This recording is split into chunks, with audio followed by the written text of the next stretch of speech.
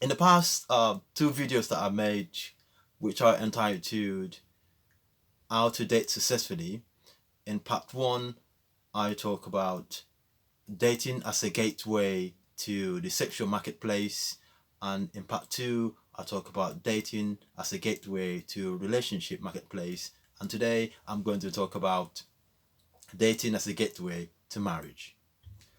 Marriage, an institution ordained by God Himself. When God looked at Adam and said, "It is not good for man to be alone," and He created Eve for him to be his helpmeet. Some argue that the purpose of a man is to create and do things, because when God put Adam into the Garden of Eden, He gave him task: go and do things. So that is his mission. And the woman, her mission is to support her man. Now some people might consider that to be controversial, but that's just the way it is. So I still recommend 3 dates, and at the end of that third date, you either walk away or you decide, yes, this is the one for me. And now once you've made that decision that yes, this is the woman for you, then there's some questions that you have to ask yourself, or some question that she needs to answer. So after you've done your due diligence and you're quite secure within yourself that yes, this is the woman that I want, then you need to know a few things. Will she give you peace of mind? Is she cooperative? Is she easy to get along with? Will she be submissive? What are her homemaking skills? Is she friendly? Is she secure within her femininity? Is she caring? Is she compassionate? Is she sympathetic? Or is she empathetic? Those are basic fundamental questions that needs to be answered. And if you see any red flags, gentlemen, you have to deal with those red flags, because they will not go away. Like I said in the previous two videos, as you date, so you marry. Whatever you're not prepared to put up with in your marriage, don't start it when you're dating. Because once you start dating, you have to continue as you start. If you don't, there's going to be problems along the way.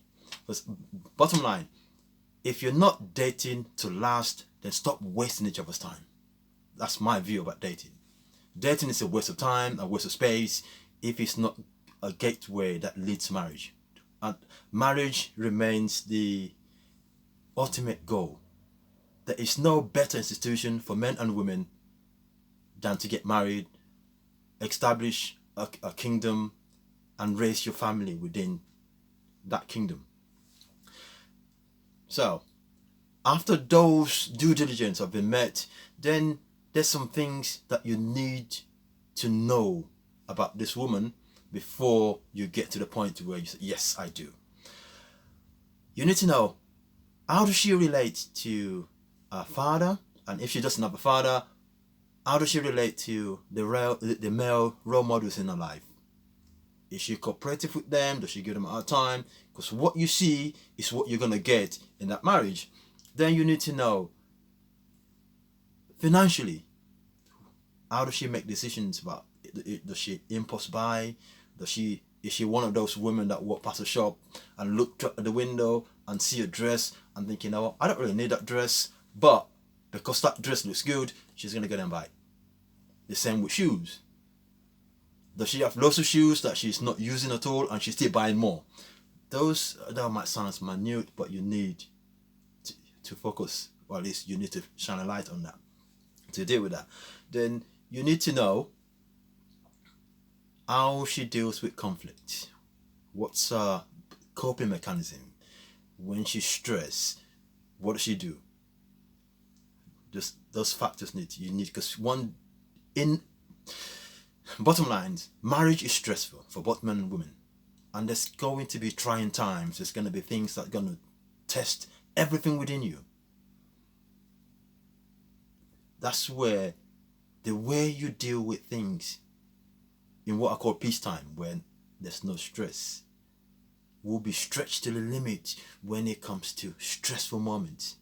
And the passion that you have for each other will be tested.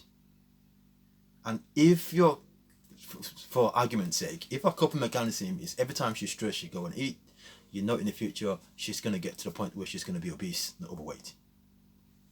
You can't cheat biology. That's how it works.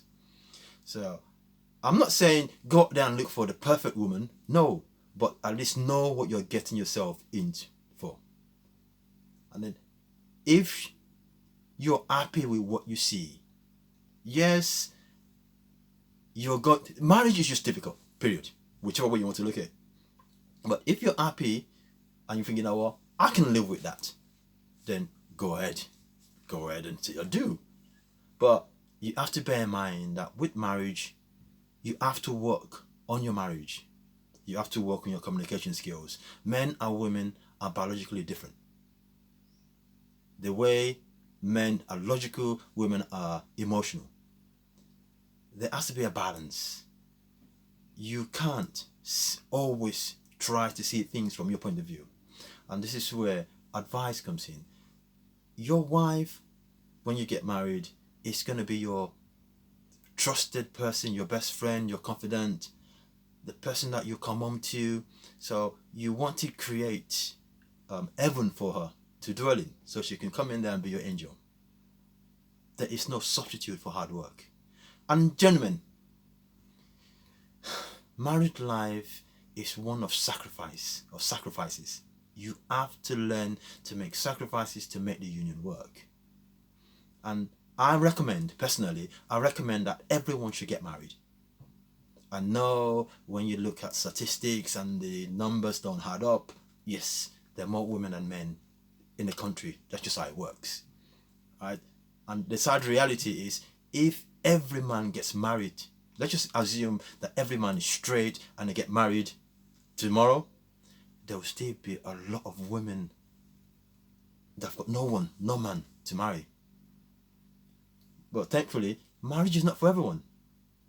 But everyone should at least attempt. Go on a date, go on a first date, get the information that you need, of little minimum information that you're going to exchange. Go on a second date, get to know this person, and then go on a third date and make up your mind. The date should be different, because it's boring to have date 1 and date 2 and exactly the same. So first date, go for a coffee. Second date, go and do something activity based. Well, rock climbing, go and play golf, whatever it is that you something that is going to bring a little bit of stress. You want to know how your partner behaves when they're winning as opposed to when they're losing. Are they self-centered and selfish and want to win at all costs? Or do they understand that yes, sometime in life you will lose, and when you lose, how do you deal with that defeat? That you want to know.